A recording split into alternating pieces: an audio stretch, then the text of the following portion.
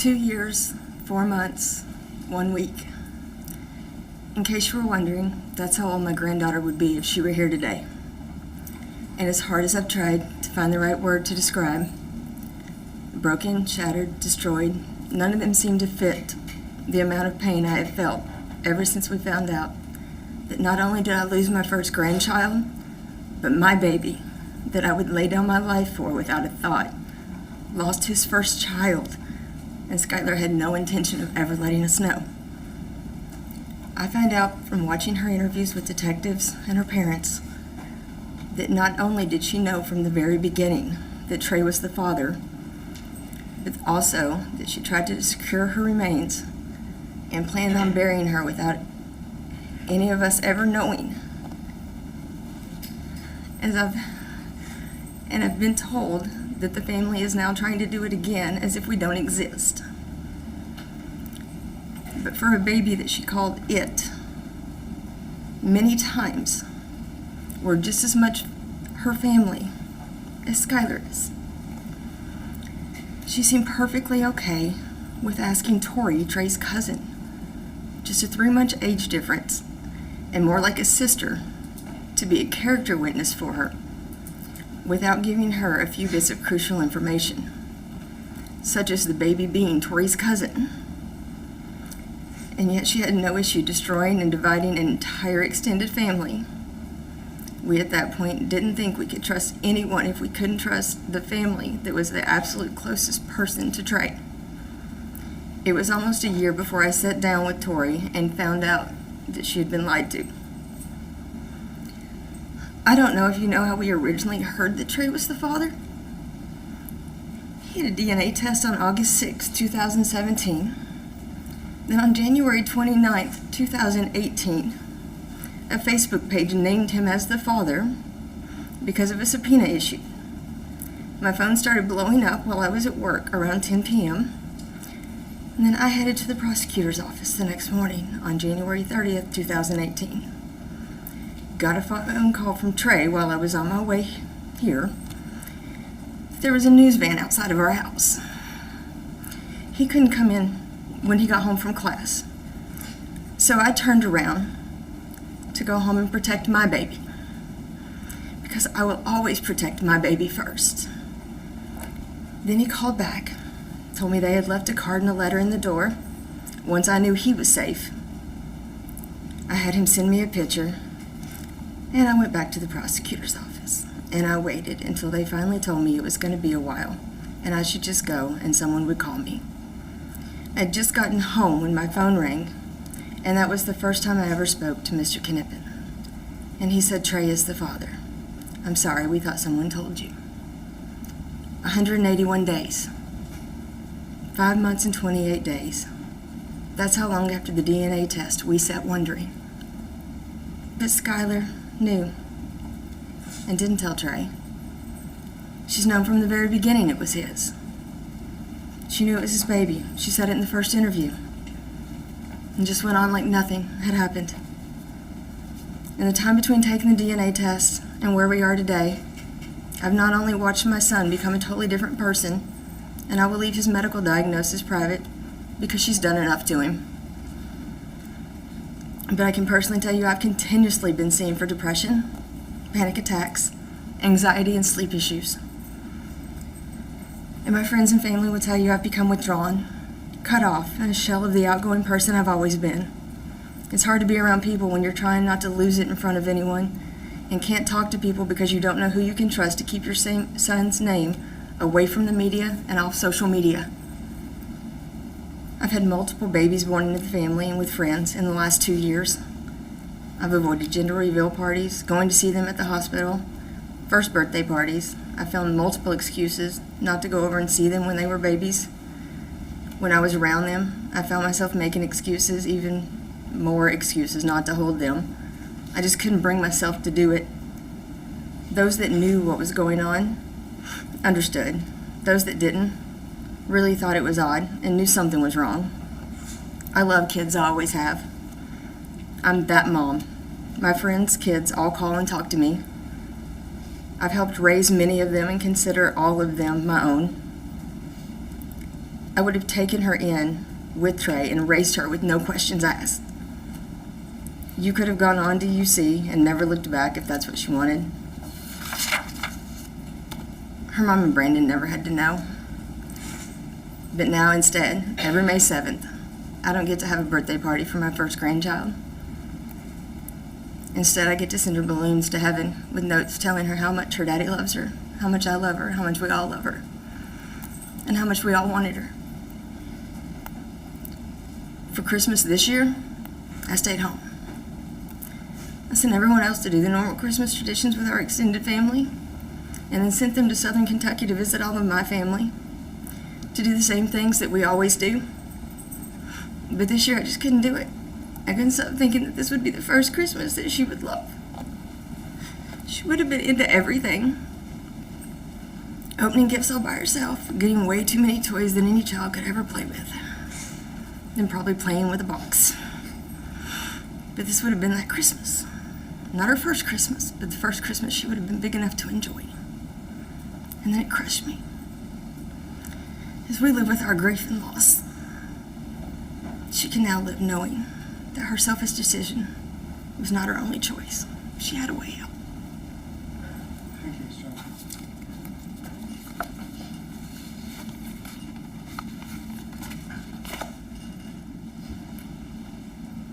Mr. Knippen, on behalf of the state.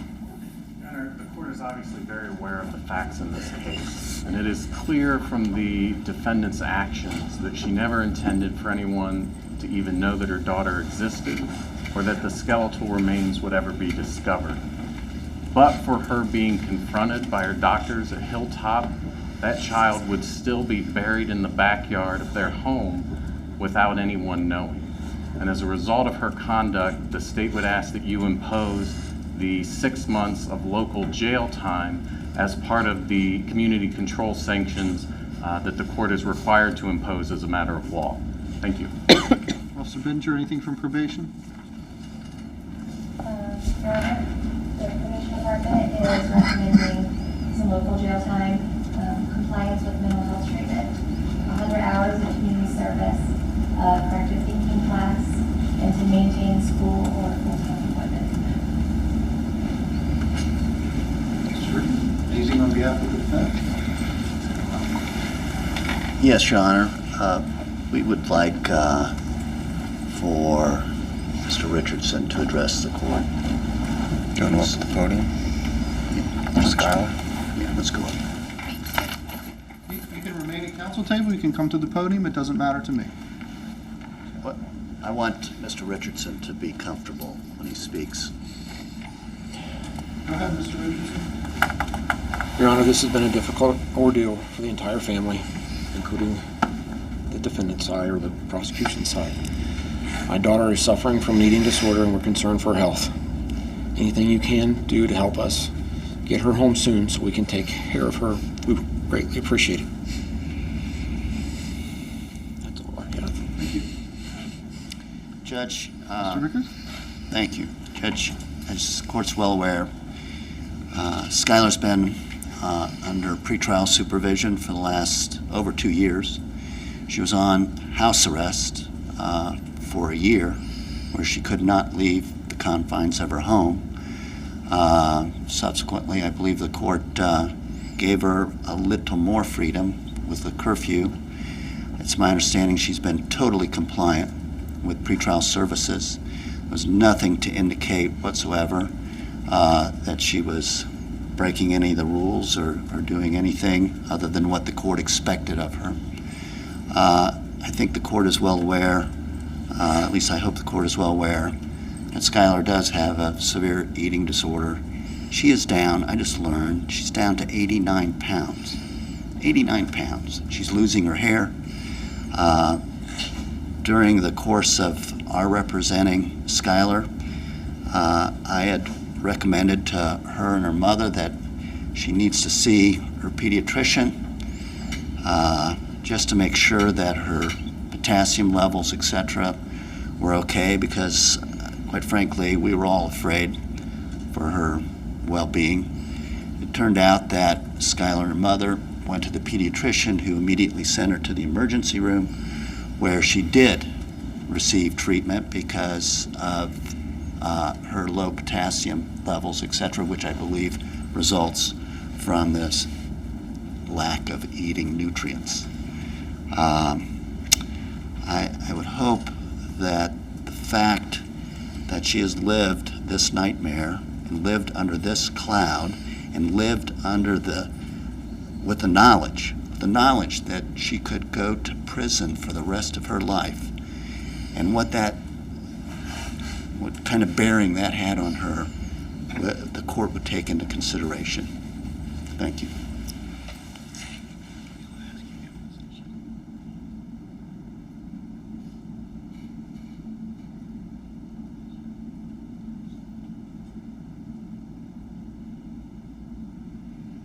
Ms. Richardson, you get the last word in all of this. Is there anything that you want to tell me before I impose a sentence? Thank you, Your Honor. I would do anything and above that you ask, and I understand. And I just wanted to say how sorry I was. I can sometimes be selfish, but I would like to think that I've become better in the knowledge that I've upset everyone and hurt so many people with what I've done. And I'm forever sorry, and I'm so sorry. I'm really, really sorry, and I understand. And thank you. Ms. Richardson, we've been living with this case now for over 2 years. Actually, part of it is still in the Supreme Court, even as we speak right now.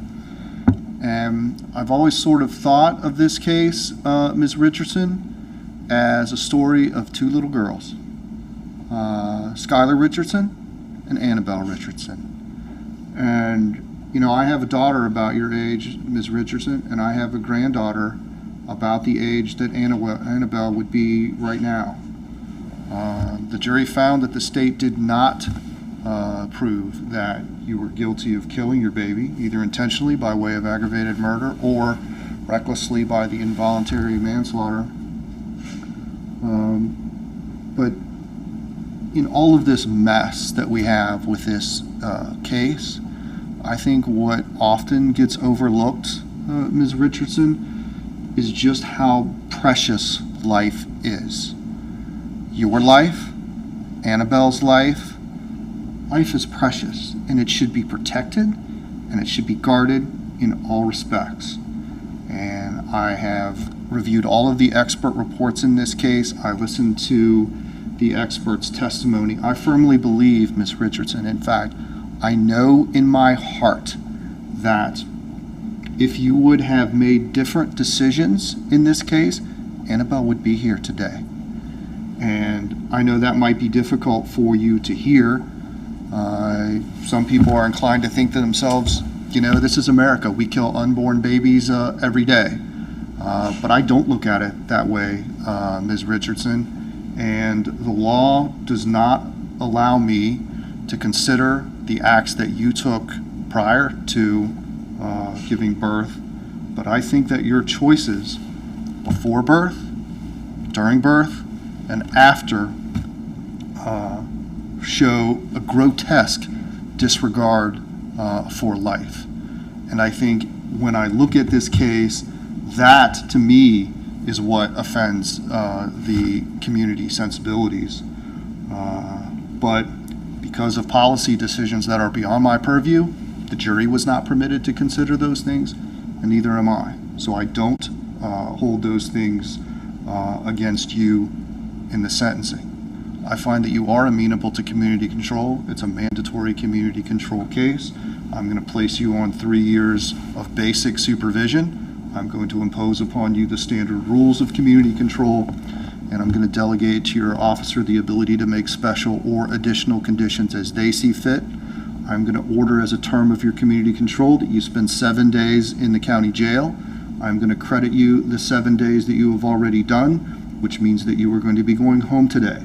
Your stated prison term is going to be 12 months in prison. I'm not sending you to prison today, but if you violate the terms of community control, I can impose up to the maximum penalty in this case. This includes an optional period of post-release control. If I send you to prison, the adult parole authority then has the option but not the requirement to supervise you for up to 3 years after your release.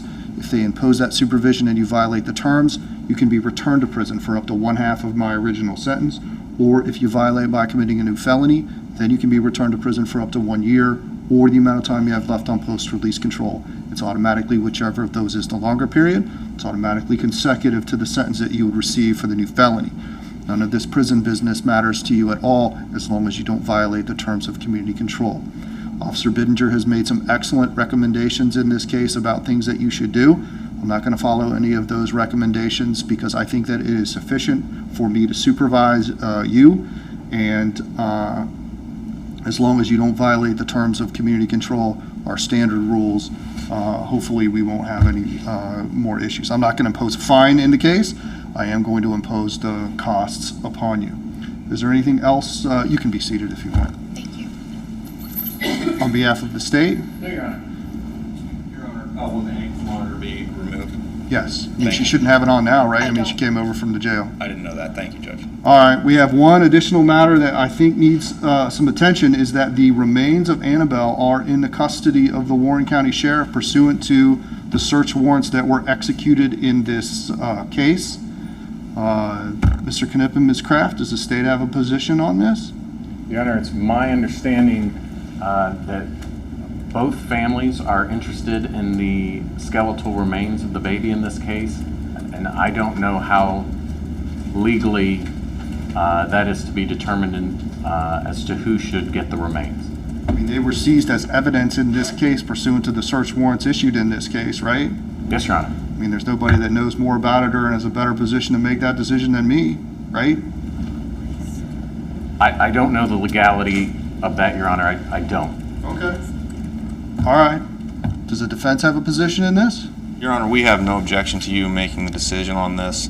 Mr. Richardson and the Richardson family had spoken with the Warren County Sheriff's Office between July 14th and July 20th. They had made plans now for more than 2 years to have a proper burial, proper memorial service. We've asked them, even without having Annabelle back, we've asked them to hold off on doing balloon releases and a lot of things that they've wanted to do because of the pending case. But the family has a burial plot, as I believe you saw, even though it wasn't admitted into evidence. And the Richardson family would like to bring closure for Annabelle and give her an eternal resting place. So we would request that you give the Richardson family Annabelle. Mr. Richardson? Yes, sir.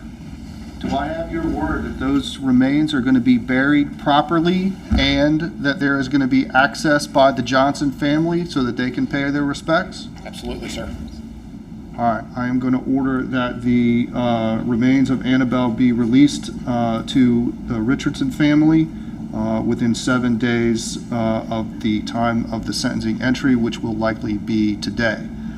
Ms. Johnson, if the remains are not buried in a way that is appropriate and that you do not have access to pay your respects, please get in touch with my probation department or through the prosecutor's office and let me know that. I'm going to hold Mr. Richardson to the promise that he made here today, and if he does not keep that promise, he will answer to me in that regard. Mr. Richardson, once the arrangements have been made, please forward a copy or an email is fine, Mr. Rickers, as to what has happened, forward it to the victim's advocate, the prosecutor's office, and probation. Is there anything else we need to do today? No, Your Honor. No, Your Honor. All right, finally, Ms. Richardson, you have the right to appeal this case to the 12th District Court of Appeals in Middletown. If you don't have the funds to hire a lawyer, to obtain a transcript, or to pay the costs, those will all be provided to you without charge. Good luck to you. We are in recess. Thank you, Your Honor. All right.